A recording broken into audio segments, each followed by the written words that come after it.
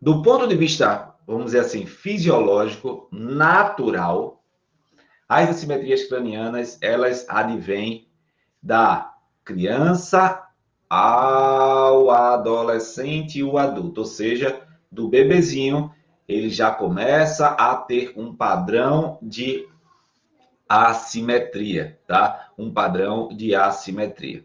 E aí, isso pode acontecer de várias formas. Pode acontecer devido a problemas no período de parto expulsivo, né? De muita compressão, de muito problema, parto demorado, parto a fórceps, processo expulsivo trabalhoso, onde os centros de ossificações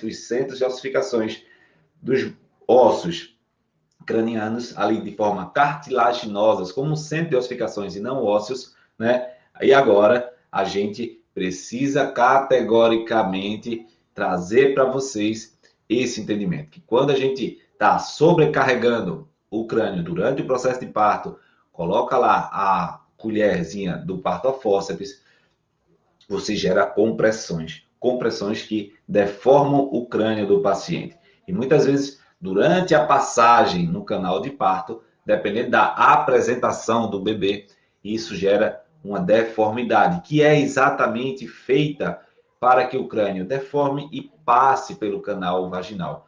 E dentro dessa perspectiva, alguns pacientes precisam categoricamente de melhorar essa harmonia craniana diante dessas assimetrias que surgem. E isso é naturalmente feito pelo corpo da mãe através do processo de amamentação. O processo de amamentação, o bebê coloca a boca no peito da mãe e essa pressão de sucção vai gerando pressões, dissipando pressões intracranianas e essas pressões intracranianas vão devolvendo o equilíbrio. Ah, Randy, é assim? Mamou não tem assimetria? Não, depende da gravidade da assimetria. A amamentação vai ajudar a diminuir os grandes comprometimentos, mas não quer dizer que toda criança que mamou não vai ter assimetria. Não, porque às vezes a assimetria, o problema do crânio, pode estar com um processo de alteração muito grande, e a partir daí, essa alteração muito grande não ser capaz de ser reduzida apenas pela amamentação. E daí a importância de você ter a manipulação, de você ter a mobilização dessas estruturas, tá? Então, e podem surgir dessa forma, mas também as assimetrias cranianas também podem surgir por episódios pós-traumáticos. Ah, Randy, como assim? Episódios pós-traumáticos, tanto traumas do ponto de vista vascular, né, encefálico, onde tem hemorragias e precisa traumatizar o tecido, tirar e depois colocar uma placa de titânio, muitas vezes. E dessa perspectiva, você tem um afundamento, uma alteração de composição desse crânio. O que altera a inervação, o que altera a propriocepção, o que altera toda a sensibilidade da região. Partindo desse princípio, tá? Também existem as outras alterações, como as fraturas, né?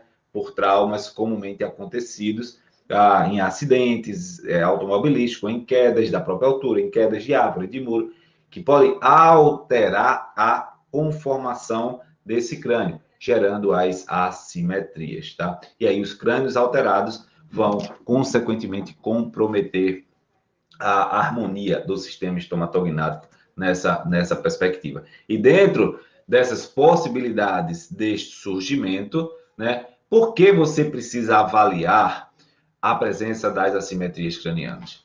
Porque, como o nome já fala, a assimetria craniana é uma falta, pelo prefixo simetria, de simetria, de igualdade, de paralelismo, de equilíbrio. E dentro dessa falta de simetria, nós temos a articulação temporomandibular, que vai sofrer imediatamente pelas alterações do crânio. E aí a gente já começa a entender isso aqui, de base. Eu quero que você pegue só essa raiz do crânio, só essa base de crânio. Ó, base de crânio. Se eu tenho uma articulação temporomandibular,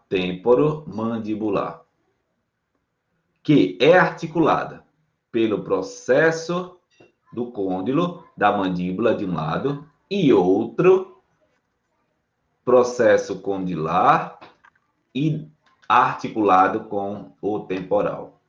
Ou seja, eu tenho um osso ímpar, que é a mandíbula, que precisa abrir e fechar, mas que, se o temporal de um lado e do outro tiver assimétrico, diante de uma assimetria craniana, ou seja, se ele tiver dessa forma, como vai estar a altura aqui da nossa articulação temporomandibular?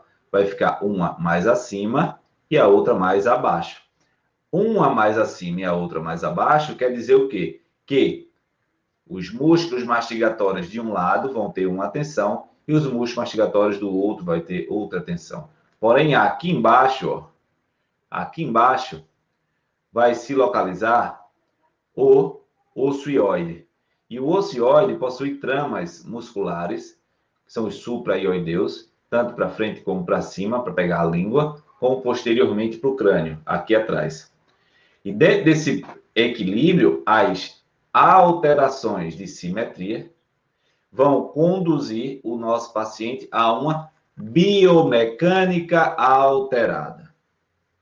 E esta biomecânica alterada vai conduzir você a uma sobrecarga dessas estruturas, a uma sobrecarga inflamatória de tecidos que vão ser utilizados, sobrecarregados de forma muito intensa. Então, se eu tenho uma assimetria do crânio, eu tenho uma falta de paralelismo, onde os ossos vão estar assimétricos e eles são todos, olha aqui, articulados. O occipital se conecta com o temporal, que se conecta com o esfenoide, que se conecta com o frontal, que se conecta com o parietal. Tudo isso depende de uma harmonia para poder funcionar bem. E dentro dessa harmonia, a ausência dessa harmonia vai conduzir você a estratégias compensatórias, principalmente a nível de ATM, a nível da articulação temporomandibular. E desta forma, você precisa estar atento.